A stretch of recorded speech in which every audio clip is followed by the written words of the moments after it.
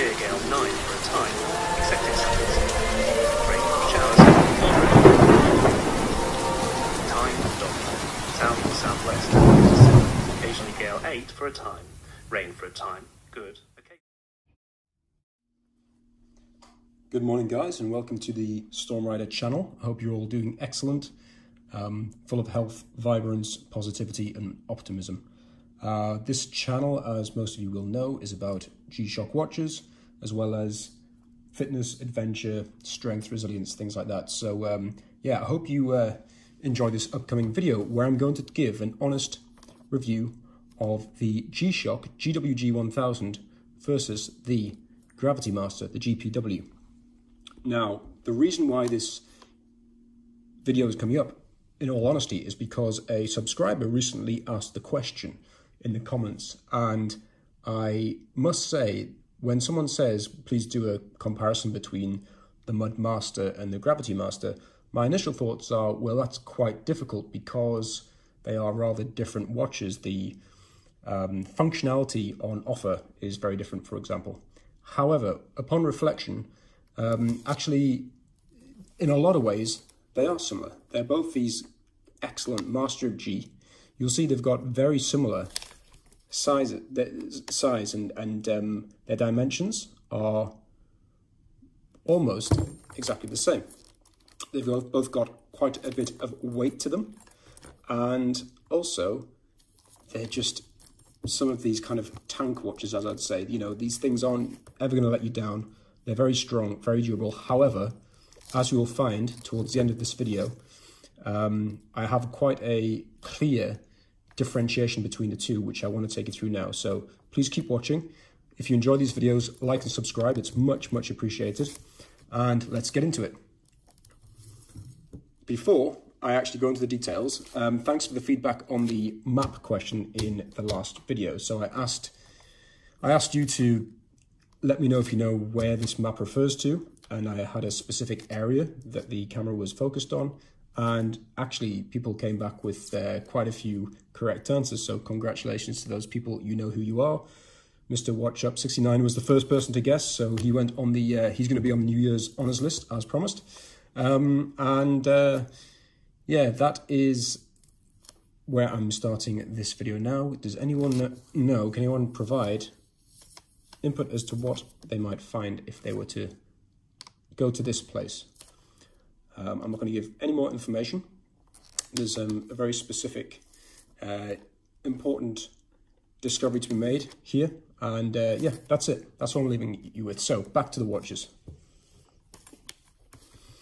So why am I in a position to give some feedback on these two watches? So first of all, it's worth saying, you know, I haven't just bought these. I haven't just got them out the box and then suddenly going to make some very strong, confident analysis of how capable they are, how good they are, what's the best, etc.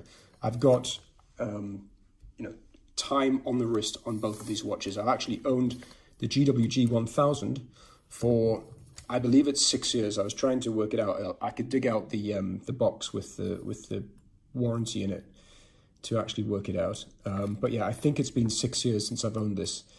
I'm delighted with it. It's just been an absolute trusted friend, partner when I go do something like camping or go out in the wilderness.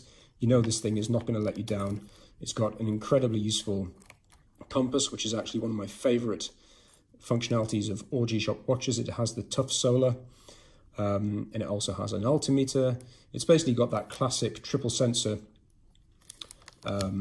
offering that watches, G-Shock watches, the Master of G had at that period of time. So after 6 years of use, it has had 0 issues. There's been no challenges with it. I have used it in all manner of conditions. I've used it in swimming in the sea a lot. You can see a buildup of, probably that's a mixture of salt and probably suntan lotion gathering up there. It has been in the desert, in hot sands. It has been in freezing cold lakes in southern Germany. And you can see, and I think I've done a video on this previously, there's no discernible damage to it. Yes, if you look at the bezel, there's small amounts of, you might say, scratching or scraping right on the corner of the bezel here, for example. However, after 6 years hard use, and you know, I do not treat these with kid gloves by any means, I'm very happy with its performance. So that's my quick analysis of the GWG ownership to date, before I get into the comparison. And the ownership of the Gravitymaster, and that's the GPW-2000. This has been with me around about a year. I am thrilled with it because of its versatility. I think it looks wonderful in this colorway, which is the olive drab plus the orange interior, which kind of makes it slightly less tactical looking than this one, the GWG.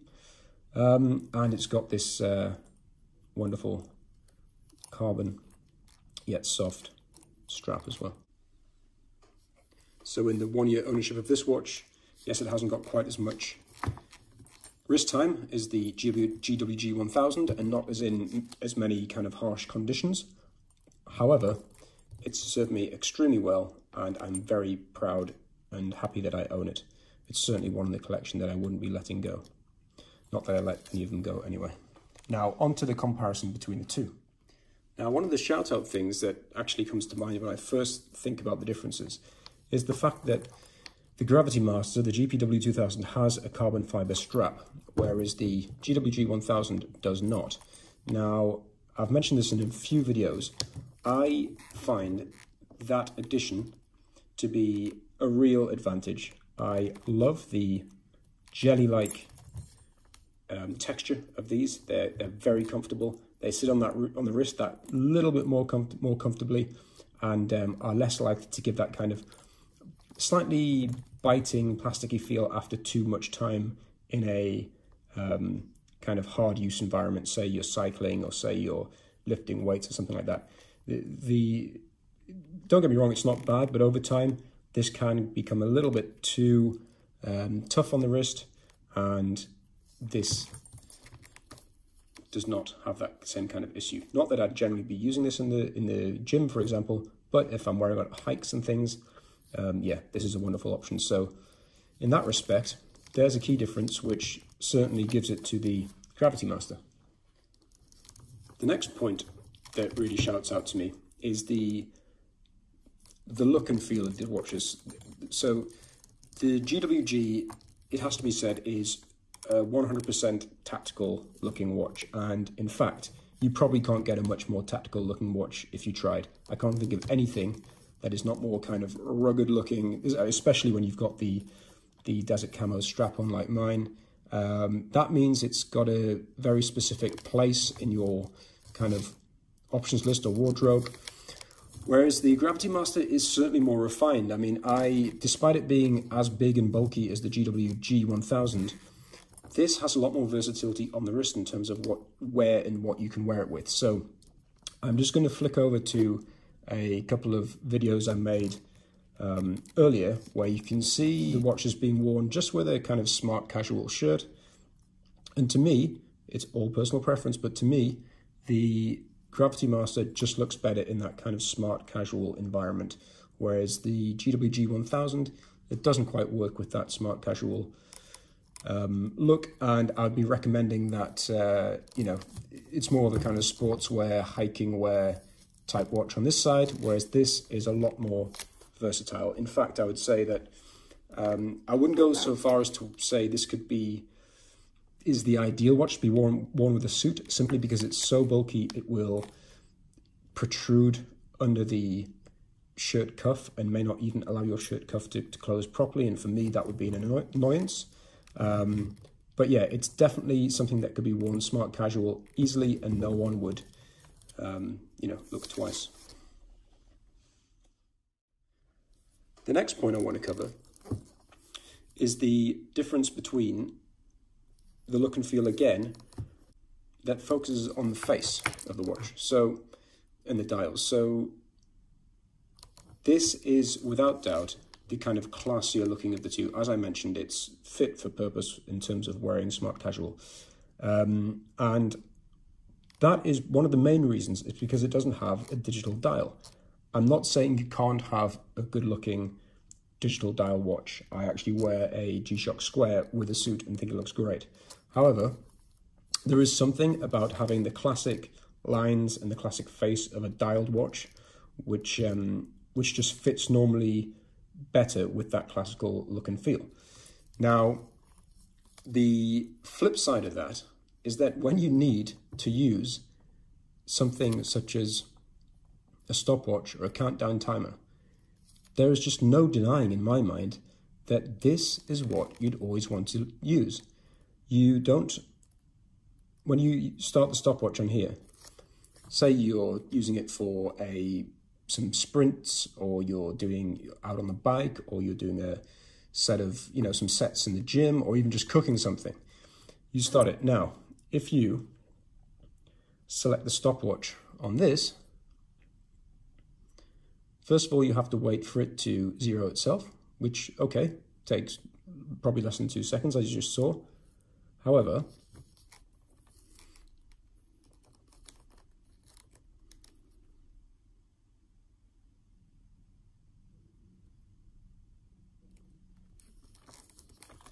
when you start seeing the comparison of the kind of ease and intuitive nature of starting and stopping the stopwatch, as well as just reading the stopwatch, the GWG takes it every time. It's simply the most practical watch of the two for looking at any kind of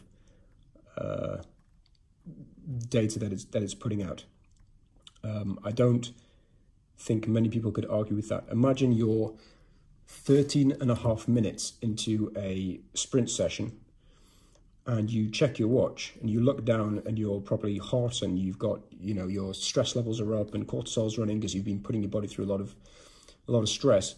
You don't want to be looking around on the face of the watch for what minute you're up to, and then adding the seconds to that and saying, okay, I've got another 30 seconds of my session left.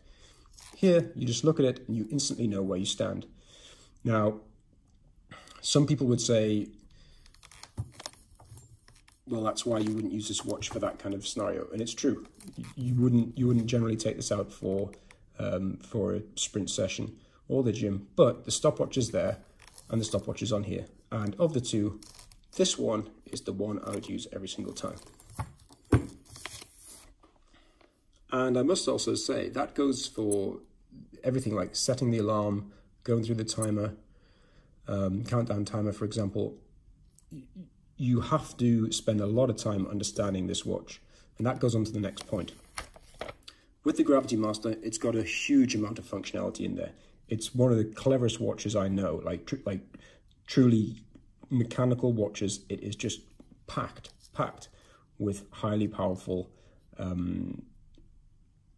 services options, and that is an amazing thing, but it also has the flip side that you have to spend time to learn it. It's not one of those Casios or G-Shocks that you can just pick up, spend 30 seconds flicking through the 4 buttons and the bezel, the crown here, and suddenly you know how it works. No, it's not like that. You really have to read and learn about how it works in order to get the most out of it. If you don't, you're just not using the watch to its full potential, and I think that's a real shame. So again, the GWG-1000, I feel, has pretty intuitive way of using most of its functions, although I do sometimes still get confused myself with the time zone settings, because that requires you to use the crown here, which comes out. But other than that, yeah, this is just a much more straightforward watch to use for obvious reasons. It's got not quite as many complicated functions on offer. So on to the next point. It's not a pro or a con of either. It's the fact that they both utilize the crown, which pops out like that, and then you can simply set certain things such as time zones by moving it in, by turning it. Always make sure it goes back in to make sure it's fully watertight, and the Gravitymaster has that as well. Now, It's not the, it's not the most comfortable things to use in a set, I must say. However, I understand that when you have a watch with these complexities in them, you need a way to change the more complex sides of them, and that's the way that it was chosen. And to be honest, it does work perfectly fine. So both watches have that as their refining tool, and there's no real difference in that respect. Okay, next up is the automatic time setting options for the two watches. So the GWG-1000 has multiband 6, which is the terrestrial radio wave reception from the 6 transmission stations that are across the globe. I've actually done a video on this specifically. I went down the rabbit hole. If anyone's interested, you can have a look in my past videos and find that and see how it works. It goes into great detail. It shows the ranges of these transmission stations, what they actually look like. So I went on Google Maps and actually found them. Basically, the automatic time correction works via these transmission stations generally overnight, and it's available not to all owners of G-Shock, but those who are in Japan, North America, the UK, Europe, and China. It's a really cool offering, and it's actually enables reception to accurately set the time even when surrounded by buildings. The signals received at night to keep the time displayed exactly as it needs to be, and reception is possible even with less than normal power consumption, and that means basically when the battery's low, it still operates. Basically, it is a wonderful offering on these watches, and it's also on the Gravitymaster. The Gravitymaster, though, has the added bonuses of having the global positioning system. So what that does, it uses GPS satellite signal reception to set the right time. So it can either use the multiband 6 or it can use the GPS satellites. And also this has the third card up its sleeve, which is that it can utilize the G-Shock Connect app and update from there as well. It basically uses the most appropriate system for the scenario that you're in to make sure you've always got the right time. I think that's incredible. I can't think of a scenario where you could be lost or in the middle of any place on Earth and not be able to get this watch to tell you the right time and date. If you think about that, it's pretty mind-blowing, because it's all just wrapped up in this casing. And okay, it's a relatively big watch, but it can do all those things. So yeah, in terms of its ability to self-adjust times, the Gravitymaster takes it. Okay, so next up, it's the magnetic resistance. This watch is ISO 764 standard compliant, which basically means that it has a magnetic resistant plate installed in the module and prevents stoppage or shifting of the hands due to magnetic forces. Now this is pretty handy for some people depending on what their line of work is. We know that certain watches, if they're close to strong magnetic forces, can have all kinds of problems. I believe the GWG does not have this this offering. So yeah, in that respect, the Gravitymaster has the edge.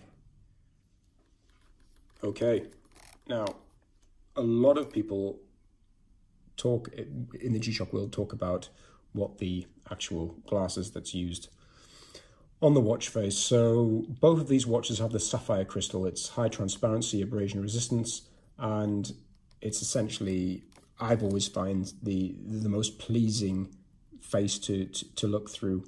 I never had any issues of any of my watches with that Sapphire Crystal having any scratches. You sometimes see people saying, well, Sapphire Crystal can shatter or crack under high, pressure or something like that, or if they're hit by a strong force.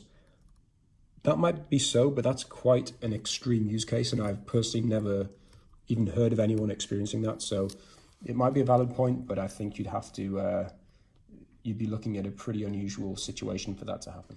Okay, next up is the second hand. So a little bit of a cool fact, less than a comparison, more of a cool fact. So the GPW-2000 has a second hand that's actually made of carbon fiber. And G-Shock CASIO basically say that by doing that, it's got low specific gravity, which means it's possible to make it larger than usual whilst maintaining its impact resistance. I think what that basically means is that this watch was made for pilots. It means that when this is being put under pressures or loads as a pilot, you're not likely to put any stress on the second hand, which might maybe damage the mechanics or something like that. So I can't admit to fully understanding the advantages of that, but yes, it has a carbon fiber second hand. Okay, next up, and as mentioned, I'm not trying to do a this watch versus that watch kind of analysis. It's more just giving people indication of what different functions each watch has. So one of the very cool things about the GPW-2000 is that it actually has a latitude and longitude display. So you can see here you have this hand, which when you want to, based on satellite signals that are received, as previously explained, it's able to show you what latitude and longitude you're at, and also helps with world time settings. So that is a pretty impressive bit of kit. I'm not sure if it's highly useful. I can't think of a situation where I've personally had to or will need to use that, but it's a nice little addition to the watch, which of course the GWG-1000 does not have. Okay, next up, guys, I want to talk about the backlight of both of these watches. So essentially, they both have a backlight. The GWG-1000 has a decent backlight. It would never ever catch you out or get you in a situation where you can't see both the digital readout and the analog readout. Never ever had a reason to complain about it, and it's fine. No qualms there. The GPW also has a backlight. Now, you might have noticed something here. I just pressed it there. I'll press it again on the GPW. I'll press it here on the GWG-1000. Now, what you notice, if I press them simultaneously, is that at any angle, the Gravitymaster's light is much brighter. And bear in mind, we're sat in a fully lit room. This is not in the dark. You can clearly see this light. Now, what is the phenomenal thing? One of the most phenomenal things about this Gravitymaster, which I still honestly can't really get my head around, is the power of this light. I'm not joking. I'm not exaggerating at all when I say that the light on this Gravitymaster can actually illuminate a room. So there's been moments where I've had to walk through the house in the middle of the night when it was dark and I'm looking around for a light switch or whatever, and I've had this watch to hand and I've actually used it as a mini flashlight. That is pretty incredible. Now, I don't know how they do this, and also the fact linked to this, which I want to go into, is that according to all sources that I've read, this is a solar-powered watch. Now, when I say according to all sources, is because normally I expect to see it saying solar-powered or tough solar on the strap of these watches, like it does here on the GWG-1000. It doesn't say that on the Gravitymaster, but when you go online, all references state that this is tough solar. Also,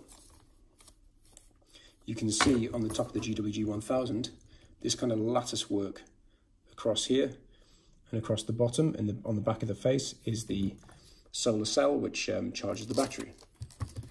This is lacking that kind of lattice work. However, if it is a solar powered watch, it must be picking it up somehow on the face. So they've obviously changed the way in which that works, or changed the look and feel of the solar cell. So I am very, very keen on anyone else giving me some information on that. The reason why I say this observation around the backlight is linked to the battery is because you'd expect that if the watch was solar powered, that using a light with so much luminosity and so much power would actually be pretty draining on that battery and cause it to run out of solar power quite quickly. However, I've never experienced that. in the year I've owned this watch. It's spent quite a lot of time kind of in a dark area where it hasn't been charged, and it's still operating perfectly well. So yeah, that is very intriguing, but yet again just proves the engineering prowess and the incredible capability of CASIO G-Shocks in general. Okay guys, let's look at wrapping this up then. I hope this has been useful for anyone who's been thinking about buying a GWG-1000 or a Gravitymaster, and has given them some insights into the pros and cons or the different functionalities of these watches. I've enjoyed making the video. Please like and subscribe if you want to see more of this type of content. To summarize in terms of the two watches, yes, it's an interesting question. What are the differences between the two watches? The answer is there's a lot of difference. Yes, they're both rugged. They'll both kind of, you know, be classed as a zombie apocalypse watch, but this, the GWG-1000 is your go out camping, get lost, use the compass, you know, treat it with a hell of a lot of disrespect, and it'll absolutely never complain. The Gravitymaster is more of a let's travel, let's jump on a plane. Wherever we land, we know exactly what time it is immediately thanks to its 3 ways of automatically setting the time. It looks good, it's versatile in terms of what you can wear it with, and it has also got that wonderful backlight in case you get lost in your hotel room at night and can't find the light switch and need to flash it around. So yeah, there's the summary. I love them both. I wouldn't get rid of either, and I think, you know, in an ideal world, if you can own both, that's superb. If I had to choose between the two, purely on a day-to-day likelihood of usage point of view, I would go for the GWG-1000, simply because I spend most of my time doing stuff that requires the compass, doing stuff that requires that kind of extra rugged nature of it. Plus, I've got a real emotional attachment to this because I've had it for so long and it's been with me through so many different adventures. But there you go. That's just me. Everyone's different. Everyone's got their own personal opinions and use cases, and that's what's wonderful about the world of YouTube, because people can just understand the facts from someone who's worn both these watches and make their own decision. So guys, I hope you're well, and I hope you're feeling strong, positive, optimistic, and looking forward to the next video to share with you. Take care.